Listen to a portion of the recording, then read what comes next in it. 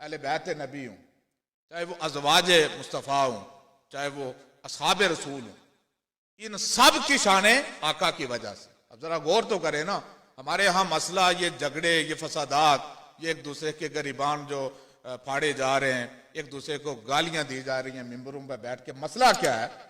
لوگوں کی نظر حضور کی ذات پہ نہیں رہی، توجہ آقا کی ذات سے ہٹ کے دائیں بائیں اپنے مولویوں کی طرف، اور اپنے جو جن کو وہ فالو کر رہے ہیں، اپنے جو لیڈر و قائد ہیں، ان کی نگاہیں ان کی طرف ہو گئی ہیں۔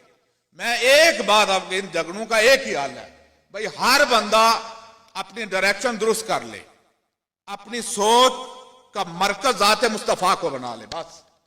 آپ سامنے دیکھیں گے نا، سامنے جب آقا کی ذات ہے تو پھر نہ کوئی ادھر گرے گا نہ ادھر گرے گا، پھر اس کو سارے مسئلے سمجھ آ جائیں گے۔ یہ جھگڑے اس لیے ہیں کہ توجہ وہاں سے ہٹی ہوئی ہے۔ جب توجہ سامنے کس پر ہو؟ آقا کی ذات پر ہو، تو پھر صحابہ کس کے؟ آقا کے۔ اہل بیت کس کے؟ آقا کے۔ ازواج کس کی؟ آقا کی۔ شریعت کس کی؟ آقا کی۔